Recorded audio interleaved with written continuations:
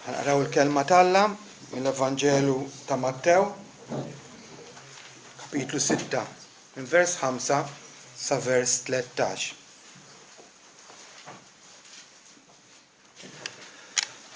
U meta titlob, tkunx bħal ipokriti, għax huma jħobbu jitolbu waqfin fis-sinagogi u firjus it-toroq biex jarawhom il-bnedmin. Tassew ngħidilkom għandhom ħlashom. Iżdint meta titlob, idħol fil-kmajra tiegħek u meta tkun għalaqt il-bieb, itlob lil missierek li hu fil-moħbi u missierek li jara fil-moħbi irodlok fil-beraħ. Iżda meta titlob, tużax kliem żejjed bħalma jagħmlu l-pagani, għax huma jaħsbu li jinstemaw minħabba l-kliem żejjed tagħhom. Tkunux mela bħalhom, għax missierkom jaf x'jeħtieġilkom qabel ma intom titolbuh. Hekk mela jtolbu, missierna li inti fis-smewiet, jitqaddes ismek, tiġi saltnatek, ikun li trid int fl-art kif inhu fis-sema. Ħobżna ta' kuljum agħtina llum, u aħfrinna djuna bħalma naħfru aħna lill-midjunin tagħna. U la ddaħħalniex fit-tiġrib, iżda ħlisna mid-deni. Għax tiegħek is-saltna u s-seta u l-glorja għal dejjem. Amen. Mela jbirek il-qari ta' kelmtu għal ġid spiritwali ta' ruħna. Kristjan jitkejjel għar kub teħ. Għandna diversi testijiet bihom nistgħu nkejlu lilna nfusna u nevalwaw f'liema stat ninsabu ew li nifosthom huwa t-talb. Talb fil-privat, it-talb fil-familja, talb fil-knisja.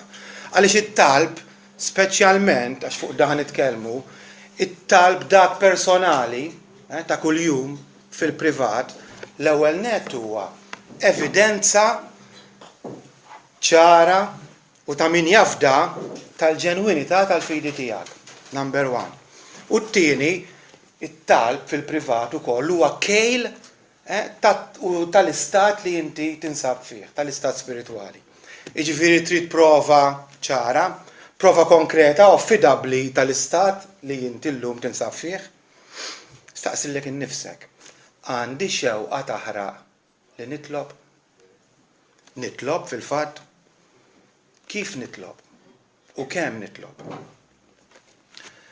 Kif għadna l-ewwel ħaġa għaliex jekk inti titlob biss f'xi kriżi, jew meta inti tinsab taħt pressjoni, jekk qatt ma ħassejt il-bżonn jaħraq ġo fik li jimbuttak biex tixxirek malla fit-talb, anzi għall-kuntrarju m'għandek l-ebda ħajra, għattaħin waħdek ta' kuljum malla fit-talb, allura u ngħidilkom bl-ikbar serjetà u rispett imissek tiddubita jekk inti xi mwieled jew mwielda mill-ġdid ta' bilħaq. Għaliex meta titwiled tarbija tibki. U meta midneb u mwieled mill-ġdid jitlob. L-ispirtu li Alla poġġa f'dawk li huma mwildin mill-ġdid huwa l-ispirtu tat-talb u tas-suppliki. Huwa l-ispirtu li jgħajjad Abba missier. Huwa l-ispirtu li jimbuttak biex l-ewwel ħaġa li tagħmel titlob. Thomas Guthrie jgħid hekk, jekk issiblek innifsek li tħobb kwalinkwa pjaċir aktar mit-talb, kun allarmat.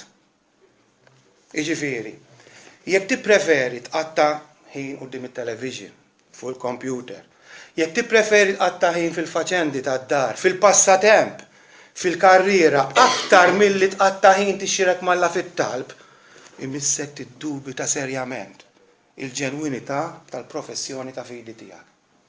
Kun allarmat, jekk dal-kliem li qed ngħid jgħod għalik.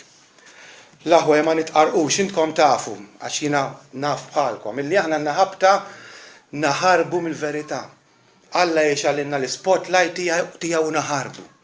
Għandna ħabta li lilna nfusna niġġudikawna ħafna aħjar milli fir-realtà inkunu. Ġieli nippruvaw minn kollox biex ma naffaċċjawx il-fatti veri ta' fejn ninsabu. U dan nagħmluh diversi modi, nagħmluh billi nippruvaw nargumentaw ma' nfusna jew malla imma jiena Muhammad. Ma allura mwieled minn ġdid. Jew darba ddeċidejt li nagħti ħajti għal Kristu. Fil-passat mulej kun is-Sitt tiegħi u Salvatur, mela allura jiena mwieled minn ġdid. Jiena nitkellem fuq il-mulej. Tajx kemm ma' sħabi fuq ix-xogħol nitkellem fuq il-mulej. Jiena wkoll nħobb nistudja l-Bibja u naqra l-Bibja. Jiena ili membru f'dil knisja wara li tlaqt Knisja Kattolika, biex taħriġt mill-Knisja Kattolika, issa membru fi Knisja Evanġelika u membru attiv forsi wkoll anke impenjat f'xi ministeru. L-aħwa da kollu tajjeb. Tajjeb. Però jekk qatt ma ssejtek, nerġa' ngħid, imqanqal, imbuttat, sfurzat biex ngħidu hekk minn ġewwa biex titlob fil-privat biex tixxirek malla u biex titlob ta' spiss u tkun malla ta' spiss, nerġa' ngħidlek iddubita serjament jekk intix Kristjan ta' veru jew le. Għax it-talb u n-nifs vitali ta' kull Kristjan ġenwin. L-appell tiegħi minn issa jekk inti tinsab f'dan l-istat huwa wieħed sempliċi.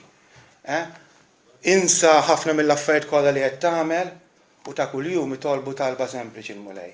Wellidni minn ġdid. Kulħadd kapaċi jagħmilha. Tini l-ħajja ġdida. Tini ħajja spiritwali. U bqa' tloba kuljum sakemm tibda tara u tħatara, għax Alla dik it-talba jismagħha, żgur jekk hija talba sinċira, sakemm tibda tara ir-riżultat, il-frott ta' twelid ġdid, b'mod speċjali ix-xewqa li titlob u l-prattika mbagħad li titlob u tixxirek malla fit-talb. Però t-tieni ħaġa, il-Kristjani tkejla għall-kub ħadna, għalhekk it-talb dak personali fil-privat iservi wkoll bħala kejl tal-istatura tal-Kristjan. Aħna nafu li mhux il-Kristjani xorta, mhux kollha l-istess, veri jew le. Aħna ngħidu hawn Kristjani ġganti u hawn Kristjani nani. Vera, u hawn ħafna wkoll bejnietom. Imma nużaw ukoll daw il-kategoriji. U importanti li inħarsu lejn daw il-kategoriji għaliex li ġganti huma dawk illi ruhom hija mġewħa l-Alla. Ma ssibx mistrieħ imkien jekk ma ssibux falla. L-għajta ta' qalbhom bħal dik ta' Pietru hija sit. Aħna ant min ħammorru.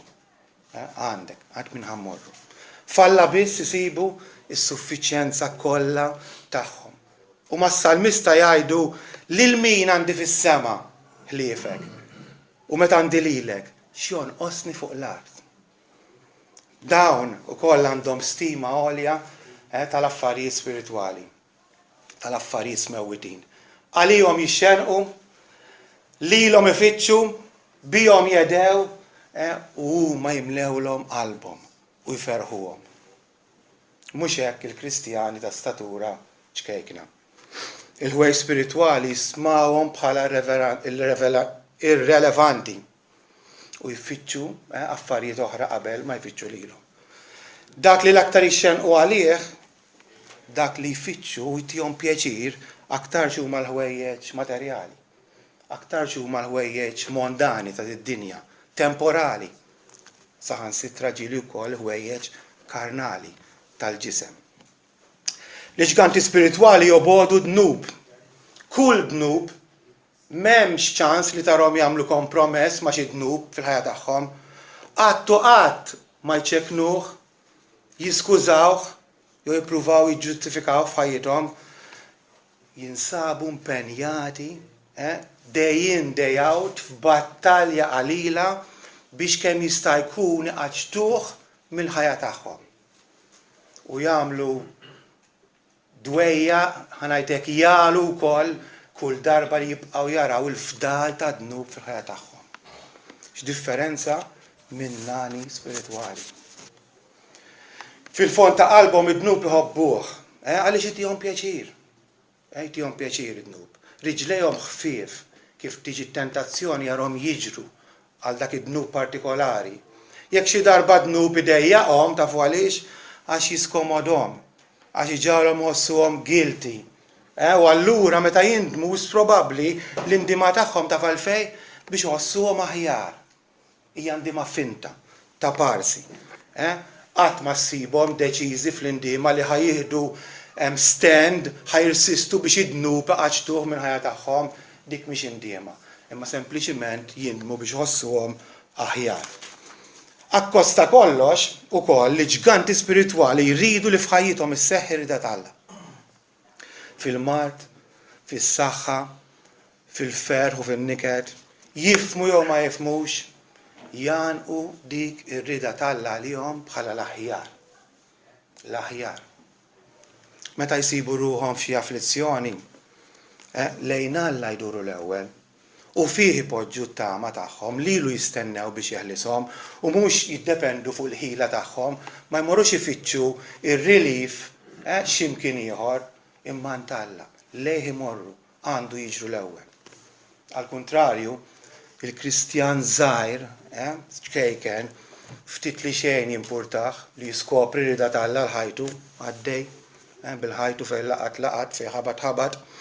Meta jiskoprija, meta jinduna kultant x'inhi rida tal-Alla, jimxi fiha għal xi żmien, fil-bnazzi forsi imma mbagħad kif jibda jberraq għaddiju rida tal-Alla, għaddiju obbedjenza, għaddiju lealtà. Mill-ewwel jiddeċiedi x'l-aħjar għalih, x'inhu l-iktar komdu, fejn hu l-iktar komdu aktarx milli x'inhi r-rida tal-Alla għalih. U finalment il-ġganti spiritwali għal kuntrarju ta' dawk żgħar li fihom jispikkaw il-medjokrità u l-apatija, issibhom li ma jikkuntentawx bil-progress spiritwali li jkunu għamlu. Japprezzaw kull tibdil, japprezzaw jirringrazzjaw l-Alla tal-progress fihom, però mhumiex kuntenti. Dejjem jixxenqu għal aktar, għal aħjar. Isemgħu ġgant spiritwali kif jitkellem. Fil-Filippin 3:2 naqraw hekk. Mhux illi tiġà ottenej dan kollu, jew tiġà sirt perfett, imma qed nippressa sabiex naqbad dak li għalih jien ukoll inqbad minn Kristu Ġesu. L-aħwa, jien ma nikkonsidrax li nnifsi li tiġà qbad, imma ħaġa waħda nagħmel, ninsa l-ħwejjeġ li jinsabu warajja u niġġebbed għal ħwejjeġ qudiemi, nisforza lejn l-objettiv għal premju tas-sejħa hemm fuq tal-Alla fi Kristu Ġesu. Mela, daw kollha li huma maturi fostna jmisshom jadottaw dan l-atteġġament. Dan l-atteġġament tal-ġganti spiritwali. Mhumiex kuntenti. M'hemmx apatija, medjokrità, iridu jimxu l-qudiem. L-aħwa jeżistu dixxipli ta' stoffa, ta' kalibru u oħrajn bla sinsla. Kunu konxi tagħha dir-realtà. U wara ma taħsbux li din b'xi koinċidenza kombinazzjoni ta' mela wieħed ġgant spiritwali li ħornanu spiritwali u b'xi destinami insertajna kollha hekk. La titqarqux l-aħwa. Element importanti li jagħmel id-differenza bejn daw iż-żewġ kategoriji ta' fuxini li ġganti jitolbu u n-nani ma jitolbux. Differenza ċara dina u realtà li ma nistgħux naħarbu minnha. Jiġifieri jekk il-fidi tiegħek dgħajfa, għaliex ma titlobx. Jekk l-imħabba tiegħek birda, għaliex ma titlobx. Jekk mhux qed jirnexxilek taħfer u taħfer mill-qalb u taħfer dejjem, għax ma titlobx. Jekk qed tintreba bl-istess tentazzjoni darba wara oħra u taqa' fl-istess dnub, għax ma titlobx. Jekk nieqes mill-kuraġġ biex ixxandar l-Evanġelu, jekk nieqes mill-ħeġġa, mill-ħajra biex ixxandar Kristu, għax ma titlobx. Imma għaliex, din il-mistoqsija nħannu nwieġbu wkoll illum, imma għaliex m'intix qed titlob? Għaliex maħniex nitolbu? U nitolbu regolarment. U nitolbu ta' kuljum. Għaliex? L-ewwel raġuni. Jista' jkun li ħadd qatt ma ppreżentalek l-istedina u l-obbligu tat-talb.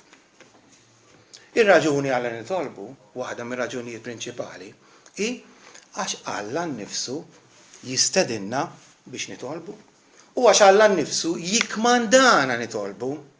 Jikmandana, tgħidli jikmandana nitolbu, isemgħu żewġ ċifrus fejn hija ċara li t-talb huwa kmand.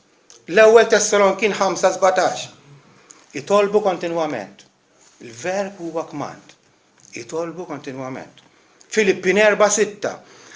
Kunux ansjużi dwar xejn, anzi f'kollox, bit-talb u bis-suppliki mar-ringrazzjament, isimgħu ġej kmand, ħallu r-rikjesti tagħkom ikunu marfin lil Alla.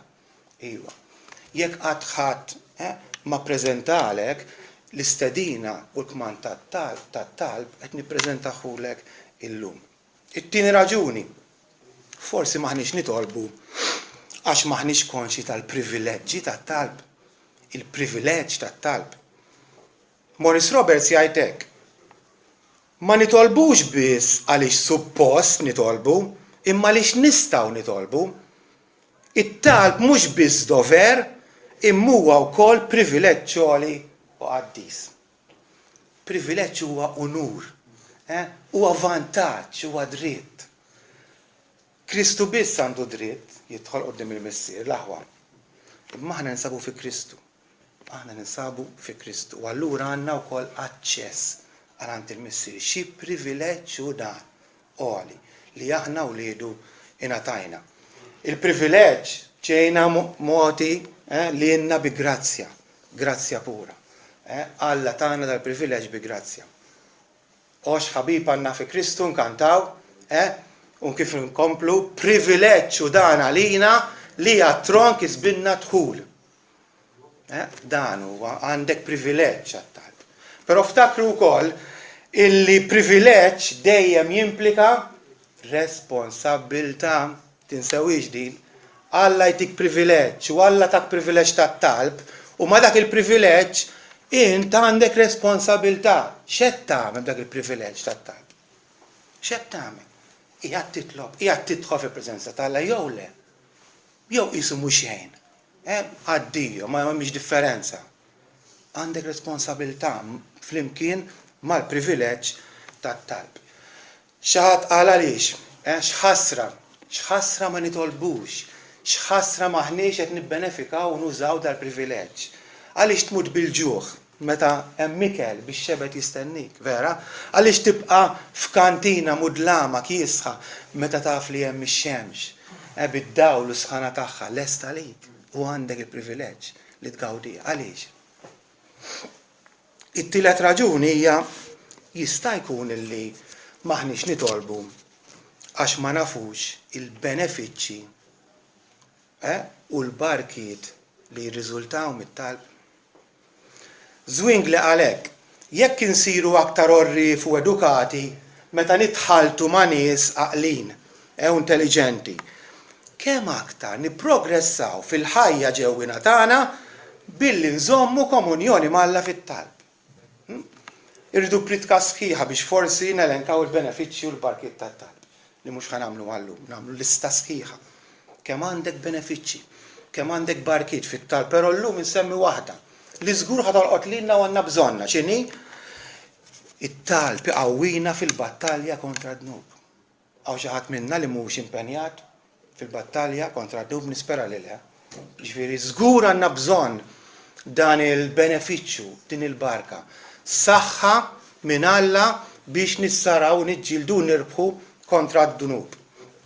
Fil-Ġetsemani Ġesu ċanfa lid-dixxib li veru tiftakru tal-li raqdu meta messaw baqgħu jitolbu ħalli jkunu kapaċi jifilħu għal dik it-tempesta li kienet ġejja fuqhom. ċanfarhom. Irqattu. Għandek it-talb, fih kont ħassib is-saħħa u inti ma morx titlob. X'ħasra. Ġifieri ħafna drabi ejja nkunu konxi li l-kawża prinċipali tal-fallimenti tagħna ġejja wkoll għax maħniex infittxu għajnuna minn fuq fil-ħinijiet ta' talb. Meta tfalli, meta ċedi, waħda mir raġunijiet m'intix qed tmur għand Alla u tintaqam jew titolbu l-għajnuna s-saħħa. Ir-raba' jista' jkun li maħniex nitolbu għax ħadd ma ġabna konxi illi t-talb huwa dixxilpina u jeħtieġ li int meta titlob tibqa' tippersisti fih. Ibes titlob. U titlob f'kull ċirkostanza. U titlob kemm meta tħossok tajjeb u kemm meta ma tħossokx. titlob kemm qed inti ferħan merfu il fuq kemm inti mtaqqal qiebes.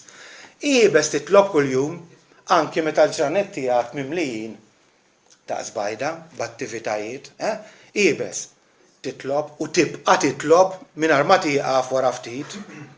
L-aħwa talb huwa dixxilpina u jitlob minna sforz.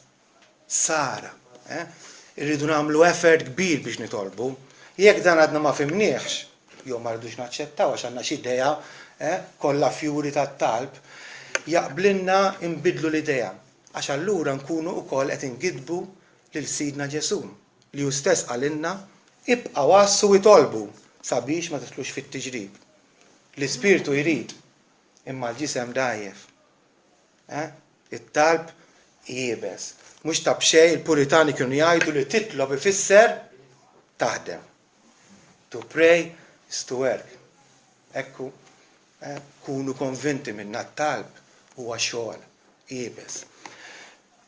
Jista' jkun ukoll illi maħniex nitolbu għax maħniex konxi tal-attitudni li meħtieġa fit-talb. Minu kburi ċertament mhux ħaħossi bżonn li jitlob, vera. M'għandux bżonn jirrikorri għand Alla, l-kburi ma jitlobx. Kapaċi jiddilja ma kollox waħdu. Jħossu kapaċi jiddilja minn għalih, kapaċi jiddilja ma kull problema li jkun hemm waħdu. Dak il-kburi. Imma biex titlob trid tkun umli. L-umiltà ma tgħaddix mingħajr hekk trid titlob hija indispensabbli bħala attitudni fit-talb. L-istess attitudni oħra hija is-sens ta' bżonn ta' faqar li trid tħoss. Inti ma tistax tħossok sinjur tajjeb għax ma titlobx m'għandek bżonn.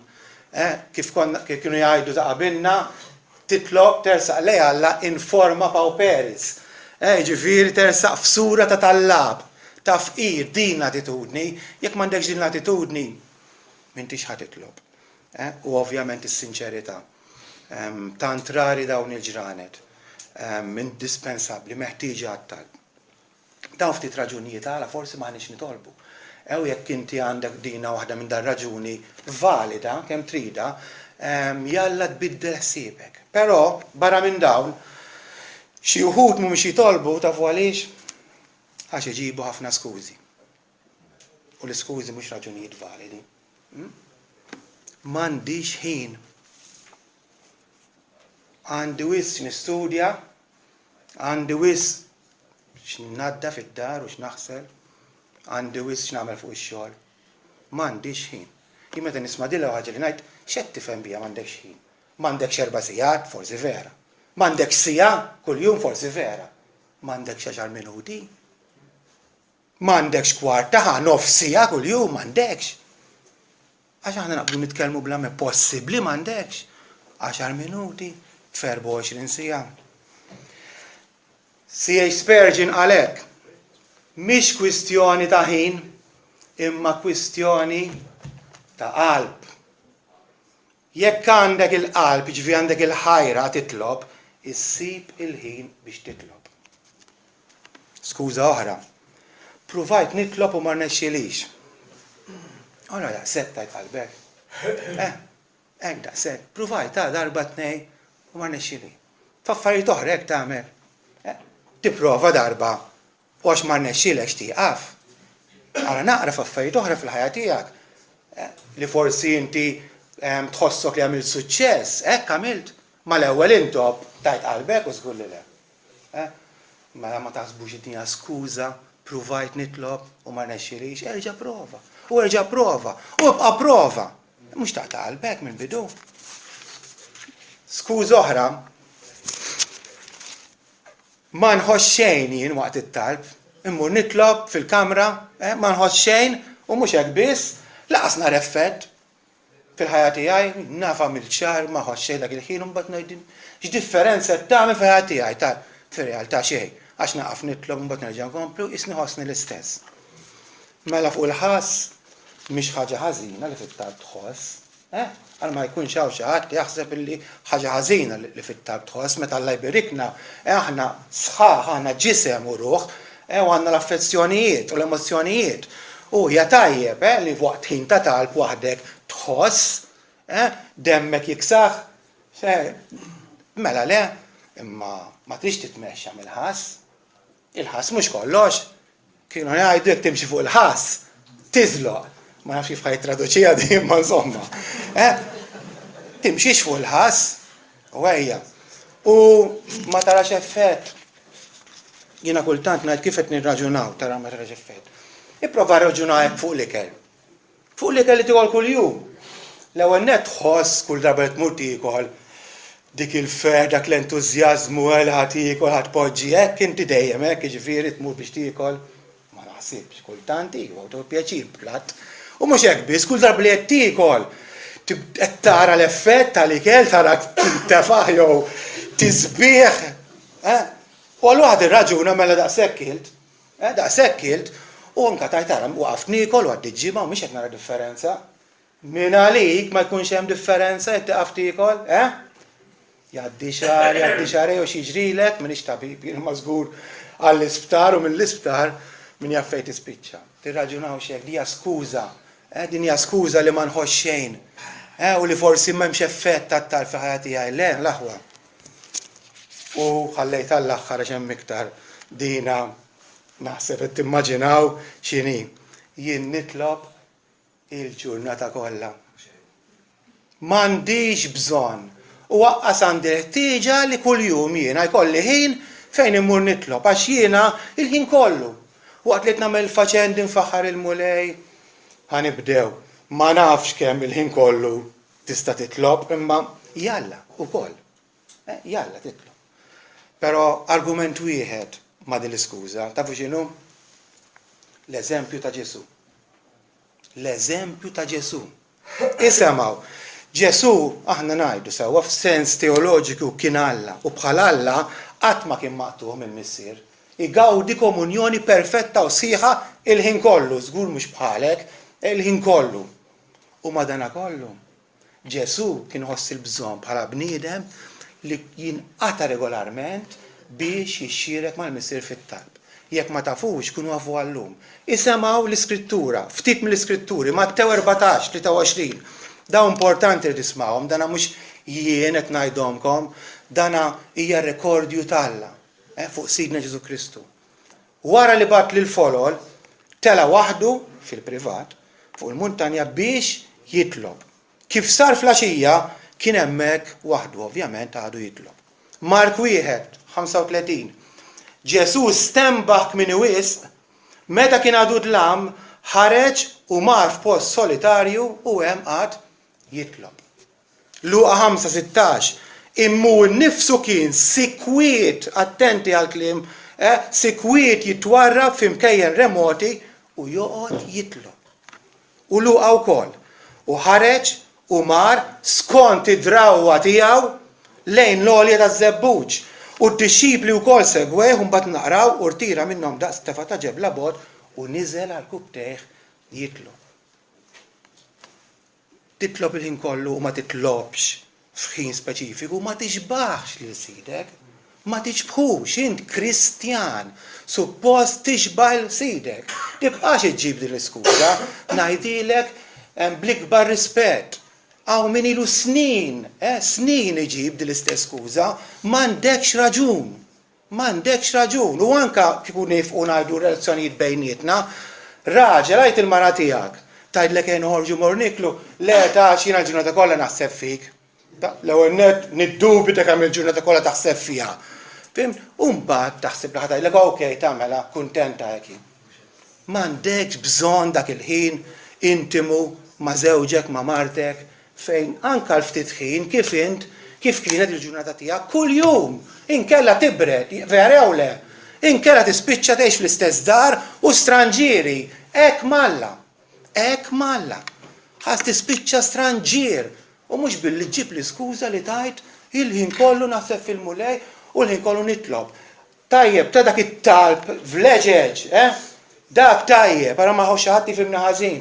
Tajjeb titlob fil-karozza, mela le, tajjeb titlob jien naf meta qiegħed fuq ix-xogħol waqaf, tajjeb ukoll imma mhux wieħed mingħajr l-ieħor. Qegħdin niftehmu. Ejja nwafqu dawn l-iskużi l-aħwa. ejja wafqu dawn l-iskużi u jekk għandek iskuż oħra li ma semmejtix, aċċata min-nofs, aċċata min-nofs. Hemm żewġ raġuni oħra ta' min insemmuhom tal-li ma nitolbux minħabba fihom regolarment fil-privat. Fil-qosor ħafna ismawhom. Jista' jkun li int qatt malmuk kif titlob fil-prattika. Forsi aħna fil-Knisja. Qatt mallimnik u inti qatt ma tallimt kif fil-prattika titlob. Jiġifieri x'ħad tagħmel, kif titlob fil-prattika. Hawn min hu hekk, naf. Għax sadalodu stess xi ħadd qal li nixtieq nitkellem miegħek u tallimni naqra kif titlob bil-qalb kollha, bil-qalb kollha. Dak li ħanajt huwa ftit suġġerimenti biex jekk inti għandek dir-raġuni li m'intix qed titlob għax ma tafx għax ħadd qatt malmek, dak li ħanajdlek issa fil-qosor għandu jkun qisha mbuttatura.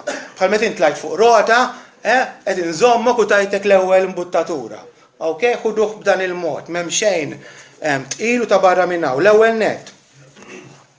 Iddeċiedi li trid tiddedika ħin kuljum għat-tal. Iddeċidiha dik. U ddeċiedi li jkun ħin fiss. Okay? L-ewwel ħaġa dik li għandek bżonn. Jista' jkun ikollok, għodu attenti, ħin differenti aġrament differenti. Jekk inti taħdem b'xift, ma tistax tgħid jiena dejjem kuljum dak il-ħin. Tkun flessibbli taf illi skont ix-xift, hekk inti mit-tnejn sal-ġimgħa taħdem u għandek issib tul-ħadd ma jimpurtax. Imma ddeċiedi li ħadd iddedika ħin kuljum skont il-ġurnata li tinsab fiha. Qis li jkun ħin li l-Alla tista' tagħtih l-aħjar.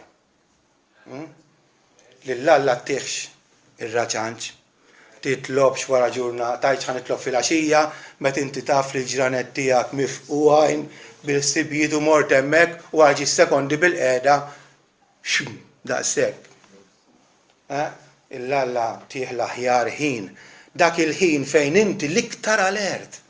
L-iktar alert. Fil-fatt, għalhekk ħafna u anke fl-iskrittura nsibuha u rajnija f'waħda minnhom jissuġġerixxi li l-Alla tieħ il-ħin tat-talb l-ewwel ħaġa fil-għodu. L-ewwel ħaġa fil-għodu. Għaliex dak huwa l-ħin fejn inti għalmenu ħafna minna ikunu l-iktar alert. Però again, mhux bil-fors inti trid titlob fil-għodu. L-importanti jekk ħad iddeċidi titlob fil-għodu u inti tbagħti biex tqum trid tagħmel sforz. Trid tagħmel sforz, trid tneħħi l-ħin forsi mill-irqad. U again mhux qed nitkellmu 4 sigħat ta'. Qum 3 kwarti qabel. Jekk mhix kapaċi tqum għajt lill-mara tqajmek għamel alarm xi ħaġa. Naqas sforz l-aħwa. Naqas sforz. Sib mela l-ewwel ħaġa. Ħin dedika ħajt jiena għamilhom quddiem dak il-ħin mit-tnejn sal-ġimgħa. Dik li huwa ħaġa. T-tieni, iddeċidi wkoll fuq tul ta' ħin kif qed ngħidilkom. Tajjeb li inti kollok ċar, jien nagħmel kwarta. Ibda b'10 minuti għar inti. Ibda għar inti. Imma mbagħad jekk hemm bżonn żid. Żid. Waħdek tinduna u fil-fatt tinduna li jkun hemm bżonn iżżid il-ħin ta' talb, imma ibda minn hemmhekk. Ibda minn hemmhekk. M'hemmx regola fissa kemm suppost iddum. Ħadd ma jgħidilkom isma' suppost inti titlob sija kuljum. M'hemmx. Again, kunu ġenerużi malla. Ma nkunux ħaħ malla biex tagħmel satej qudiem it-television jew ma nafx kemm il-ħin sejjer hekk b'subajk. Kieku żomm stopwatch u tagħmilha dik u mbagħad malla tiġi tajt 10 minuti ta' tkunux ħaħ malla l-aħwa.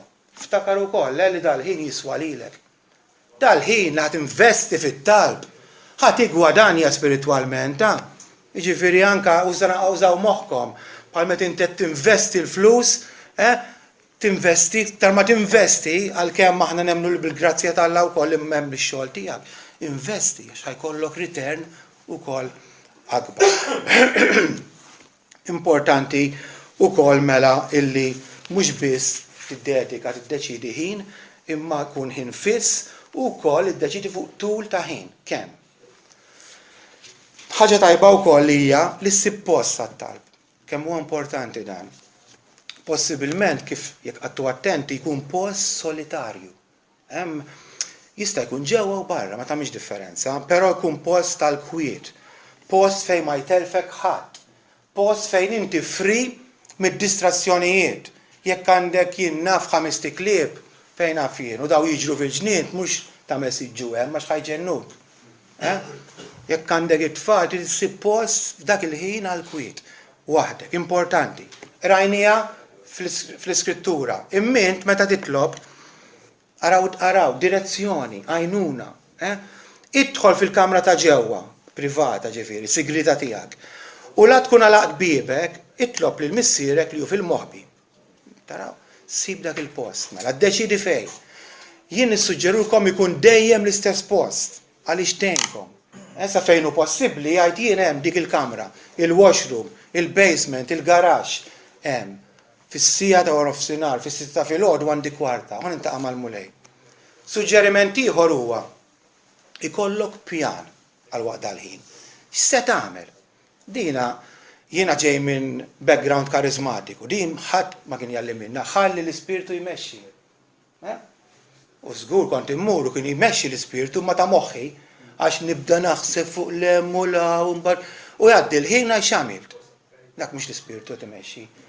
Kemm importanti li jkollok pjan. X'ħan għamel f'dik il-kwarta jiena? Kemm importanti. Dal-eżempju tal-limtu jien fil-ftit żmien li għamilt immur ġim. Arawa, jien kont naf l-ewwel nett il-ġranet li sejjer.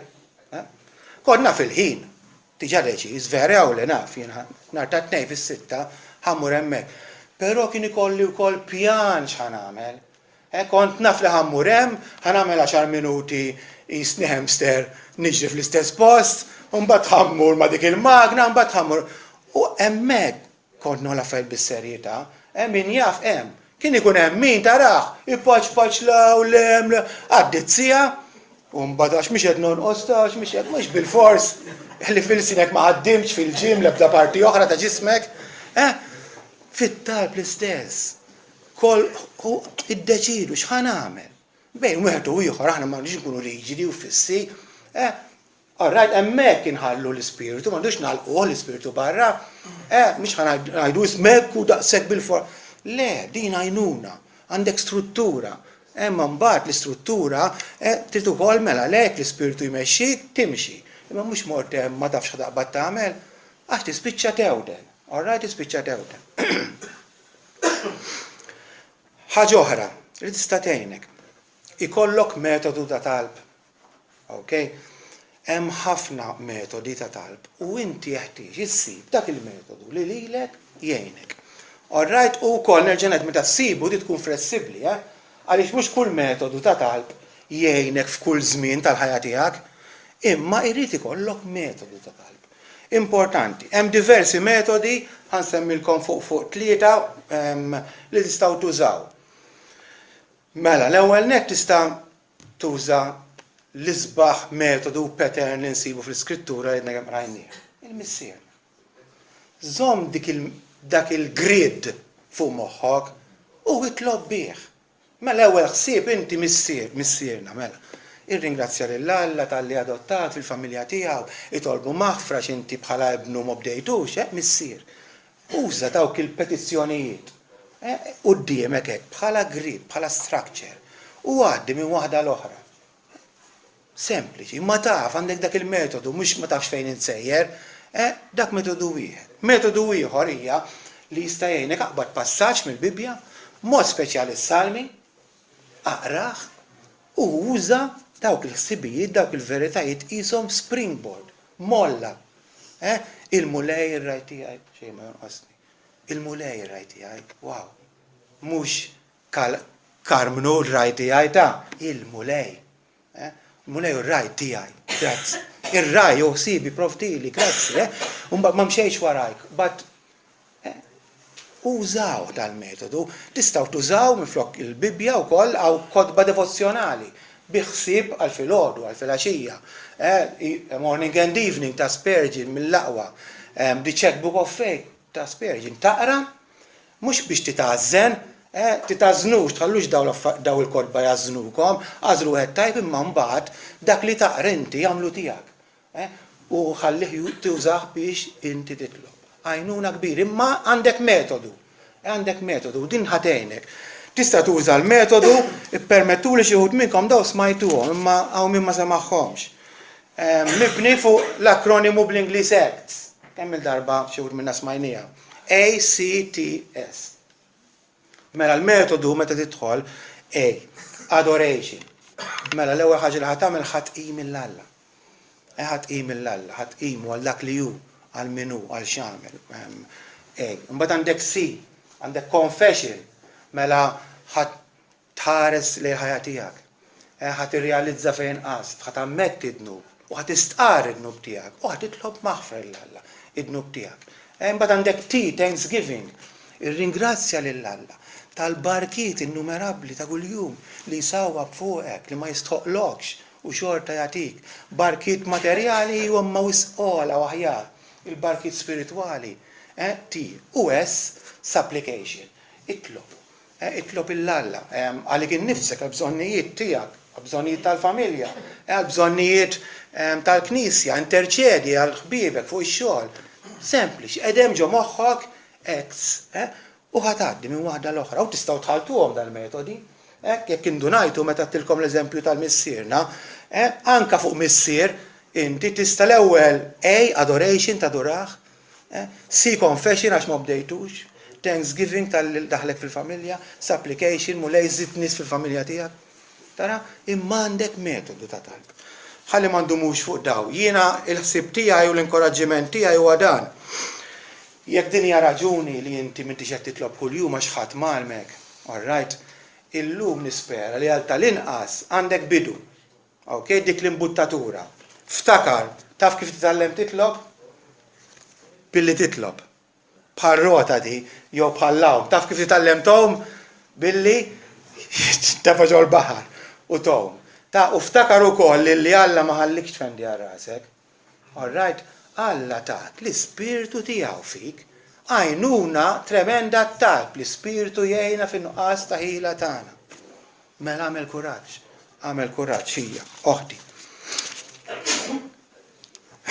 It-tieni raġuni min nistgħu nsemmu wkoll il-għala xi wħud u mhix jitolbu tafu x'inhi ħadd ma wissihom dwar il-konsegwenzi gravi tan-nuqqas ta' talb.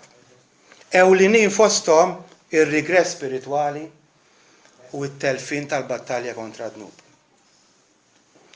Jekk ħadd qatt ma qallek u issik hija oħti, jekk ma titlobx ħadd tmur lura spiritwalment. Jekk ma titlobx ħadd tkun tellif fil-battalja tiegħek ta' kuljum kontra d-dnub. J.C. Riley għajtek, ir-rigress spiritwali ġeneralment jibda mit-traskuraġni tat-talb privat. Iktar sempliċi minn hekk tista' tkun. Traskura t-talb, titlobx u tibda sejjer lura spiritwalment. Anka Luteru kien jgħid, Luteru dak li ġganti ieħor, jekk bit-traskuraġni ma nitlobx imqara ġurnata waħda biss, semgħu, il-fjamma tan-nar tal-fidi tiegħi tonqosli bil-kbir. Tonqosli bil-kbir imqar jekk naqbis ġurnata. U naħseb kellhom raġun. Hija oħti titlobx u tibda sejjer lura bħal granġ. Daħluha ġo moħħkom din. Titlobx u kull tentazzjoni li tiġi ħaġġorrok. Titlobx fil-battalja kontra d-dnub, ibqa' ċert kontra il-battalja kontra d-dinja, int ħadd ġarrab telfa wara oħra. Għaliex l-armatura tal-Kristjan, jekk ma tkunx midluka biż-żejt tat-talb, jgħid William Gerner taf xiġrila, tissaddar. Titlobx mela u tara kif tibda tidneb. Iktar u iktar. U aktar ma tidneb, inqas ħa titlob. Kunu konxi, ta' ċirku. Bani nipoġġiħ tajjeb, meta jgħidlek. It-talb iżomm il-bniedem lura mid-dnub. U id-dnub, jon kella dnub, iħajjar li l-bniedem jieqaf mit-talb. Tarawa? Titlobx u tidneb. Tidneb u iktar ma titlobx. Kristjan jitkejjel għal kuttejh l-aħwa. Il-qagħda vera tiegħek tiskoprija mit-talb jew in-nuqqas tiegħu. Għaliex it-talb huwa l-aħjar test u l-iktar test sejf tal-istat spiritwali tar-ruħ. Tibqgħux tħarsu mkien ieħor jekk tridu taraw l-istat tagħkom. Ħarsu lejn it-talb, dak huwa test sejf sikur.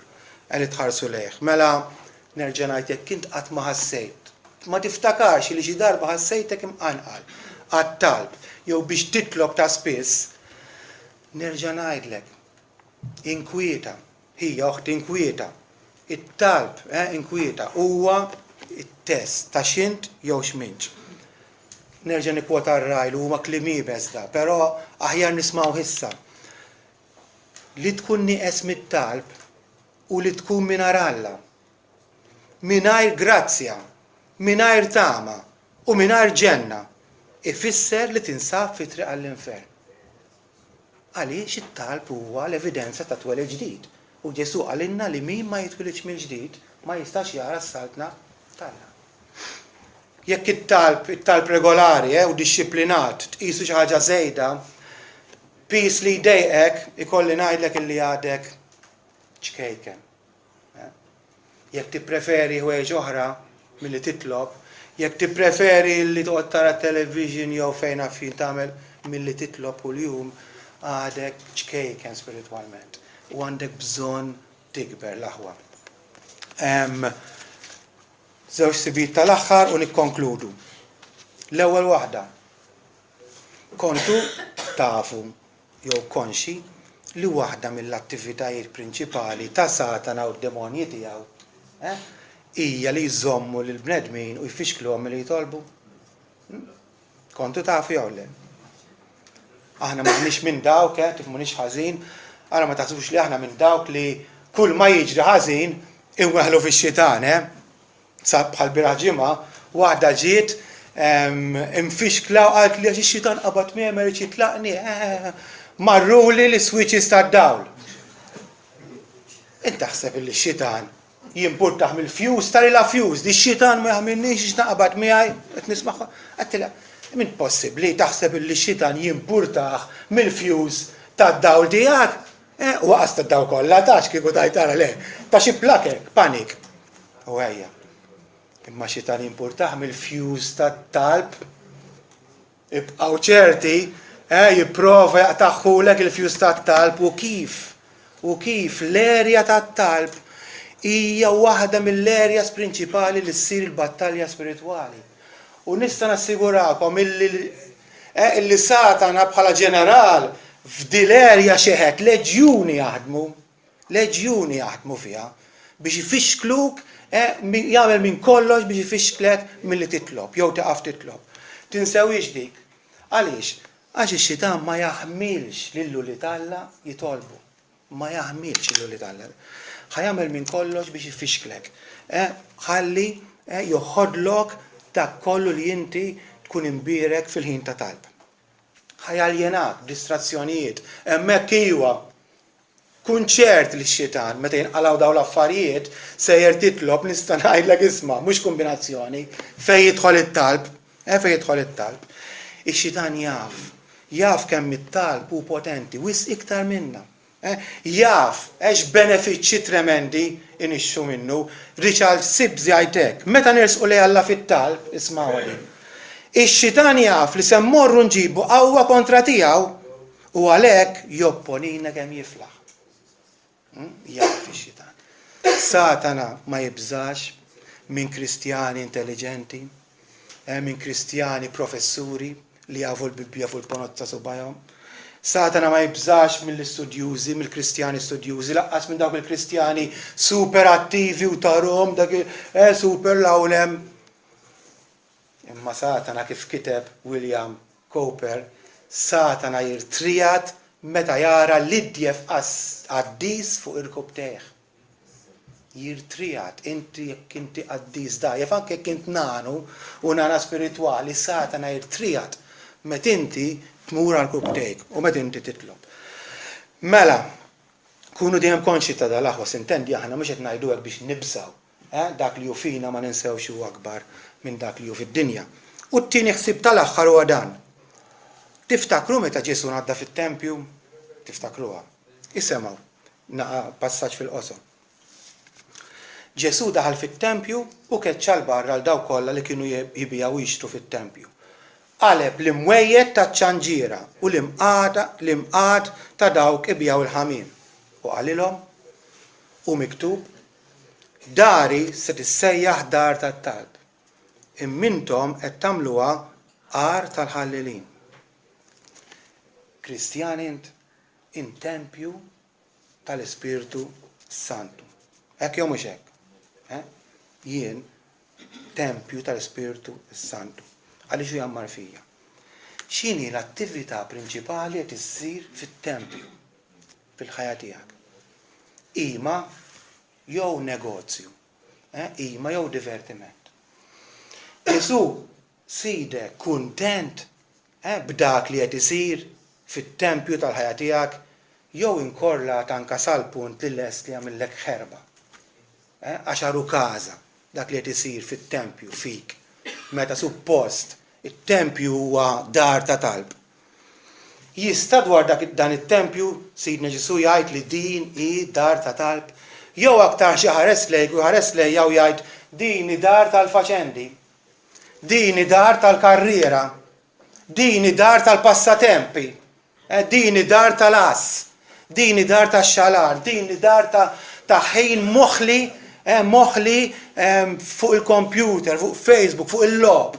X'ħajjajt meta jħares lejk, lejn din id-dar.